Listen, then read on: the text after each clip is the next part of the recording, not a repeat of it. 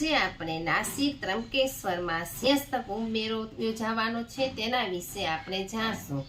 તો નાસિકમાં ત્રંબકેશ્વર મહાદેવ મંદિરે સિંહસ્થ કુંભ મેળો સનાતન સંસ્કૃતિ આસ્થાનું મહાપર્વ ગણાતો સિંહસ્થ કુંભ મેળો નાસિક અને ત્રંબકેશ્વરમાં યોજાવાનો છે। 71 વર્ષ પછી આવનારા ત્રિખંડી યોગમાં આ પર્વ ત્રિખંડી સિંહસ્થ પણ કહેવાય છે। 31 ઓક્ટોબર 2026 થી 24 જુલાઈ 2028 દરમિયાન પવિત્ર સ્નાનના સમયગાળામાં નાસિકમાં 44 અને ત્રંબકેશ્વરમાં 13 મુહૂર્તમાં સ્નાન કરવામાં આવશે। આ ભવ્ય કુંભ મેળાની પૂર્વ ભૂમિકા નાસિક પંચવટી પહોંચવાનો માર્ગ, પંચવટી ગોદાવરી ઘાટ પરિસર, પંચવટી અને ત્રંબકેશ્વરના વિવિધ અખાડા, ત્રંબકેશ્વર કુંભ મેળો, નાસિક પંચવટીના મંદિરો, સિંહસ્થની શિસ્ત, સુવિધા અને સાવધાની અંગેની આ વિડીયોમાં માહિતી આપવામાં આવેલ છે। તો આ વિડીયો તમને સારો લાગે તો હર હર મહાદેવ કોમેન્ટમાં લખજો, લાઈક કરજો, શેર કરજો અને સબસ્ક્રાઈબ કરજો। હર હર મહાદેવ। નાસિક આમ તો હવા ખાવાનું સ્થળ કહેવાય છે, જે સમુદ્રની સપાટીથી અંદાજે 1854 ફૂટ ઊંચાઈએ આવેલું છે। મહારાષ્ટ્રનું મુંબઈ, પૂના, નાગપુર પછીનું મોટું શહેર કહેવામાં આવે છે। ધર્મનું અને તીર્થોનું ક્ષેત્ર છે।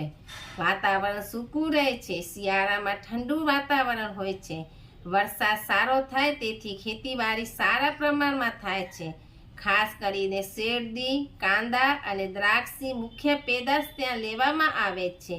કાંદા, કોબી, ટમેટા અને દ્રાક્ષની ભારતમાં અને વિદેશમાં ખૂબ જ માંગ હોવાથી તે મોકલવામાં આવે છે।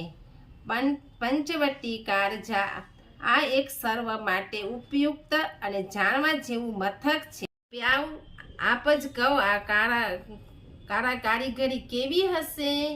તે જ પ્રમાણે રવિવાર કારંજમાં ગોળ આકારનો ફુવારો હતો અને ફુવારામાંથી સૌથી ઉપર ટોચમાં શિવજી ઊભા હતા। તેમની જટામાં ગંગાજીનું મુખ દર્શન થતું હતું।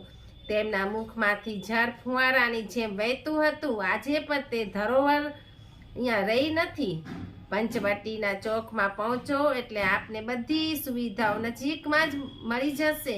શ્રી રામજી દર્શન, શ્રી ગંગા દર્શન, ગોદાવરી ઘાટ, રહેવાનું, જમવાનું વગેરે મળી જશે। નાસિકના વિવિધ પ્રકારનો વિવિધ મથારાવાળો અને વિવિધ વ્યક્તિઓના નામે બનનાર સુપ્રસિદ્ધ ચેવડો, કિસમિસ વગેરે અહીં જ ચોકમાં મળી રહે છે। આપ જો ગુજરાતી એટલે વાપી, વલસાડ, સાપુતારા બાજુથી અને ઇન્દોર બાજુથી આવો તો પહેલાં પંચવટી જ આવે। નાસિકમાં પહોંચવાના માર્ગ અને સાધનો એના વિશે આપણે જાણશું। વિમાન દ્વારા જવું હોય તો નાસિકનું વિમાન મથક સૌથી નજીકમાં ઓજર ગામમાં આવેલું છે, જે પંચવટીથી 18 થી 20 કિલોમીટર દૂર છે અને નાસિકના મધ્યથી 25 કિલોમીટર થાય છે। અહીંથી અમદાવાદ, દિલ્હી, હૈદરાબાદ, બેંગ્લોર, ગોવા વગેરે મુખ્ય શહેરને વિમાન મથક જોડે છે। રેલવે દ્વારા જવું હોય તો નાસિક શહેરની નાસિક રોડ રેલ સ્થાનક 11 કિલોમીટર થાય છે। પશ્ચિમ વિભાગમાં મોટે ભાગે ચાલતી બધી જ રેલ નાસિક આવે છે। નાસિક ઉતરી શકાય નહીં અથવા તો અમુક રેલ ઊભી પર રહે નહીં તો નજીકમાં બીજું સ્થાનક દેવલાલી આવેલું છે, જ્યાં ભારતીય સૈન્યની છાવણી છે, માટે મોટા ભાગ બધી રેલવે ત્યાં સ્ટોપ થાય છે। રેલ સ્થાનકથી નાસિક અને પંચવટી આવા સિટી લિંક નામની મહામંડળની બસની સેવા રાબેતા મુજબ ચાલુ છે। વાહન દ્વારા આવવા માટે આપ વાહન દ્વારા નાસિક પણ આવી શકો છો। નાસિકને જોડતા રસ્તામાં મહારાષ્ટ્રમાંથી, મુંબઈથી, પૂનાથી, શ્રી સંભાજીનગરથી, ગુજરાતથી આવતા પ્રવાસી માટે દાણુથી, વાપી, વલસાડથી, સાપુતારાથી અને મધ્યપ્રદેશ તરફથી એટલે આગ્રા રોડથી ઇન્દોર તરફથી આવી શકાય છે। ત્યાં રહેવા માટેની સુવ્યવસ્થા છે। નાસિક આમ તો પહેલેથી જ ધર્મનું ધામ તીર્થધામ કહેવાય છે અને ખાસ કરીને પંચવટી એટલે દાન ધર્મ કરનારા ધર્મરાજાએ ધર્મશાળાઓ બંધાવી હતી. હવામાન સારું છે, સ્વચ્છ હતું, તેથી હવા ખાવાનું અને તબિયત સુધારવાનું પણ સ્થળ ગણાતું હતું. ટ્રસ્ટ બનાવીને સેનેટોરિયમ બનાવી લેવામાં આવ્યું હતું.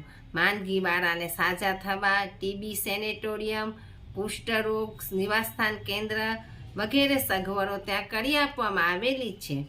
સસ્તામાં સિદ્ધપુરની જાત્રા એટલે સસ્તામાં રહેવા ધર્મશાળા અને સેનેટોરિયમ, ભાડાના ઘર, સ્થાનિક પરિવાર સાથે રહેવું, હોમસ્ટે, નહીં તો છેવટે હોટલ તો છે જ. લાંબા સમય માટે સેનેટોરિયમ રહેવા માટે સારું પડે છે, જે અગાઉથી જ નોંધાવવું પડે છે. તે સંસ્થાના કાર્યાલયની વહેલાસર સંપર્ક કરવા જેવું છે. અમુક અખાડા અને સાધુ સંઘ પોતે પોતાના વિસ્તારમાં આવનારા સેવકો અને જનતા માટે કલ્પવાસ તરીકે રહેવાની અને ભોજનની પણ સગવડ કરતા હોય છે, જેની પણ જાણ લેવી આવશ્યક છે. કારણ કે આ સગવડ તપોવનમાં અને ત્રંબકેશ્વરમાં જ્યાં મુખ્ય મેળા ભરાય છે ત્યાં જ હોય છે.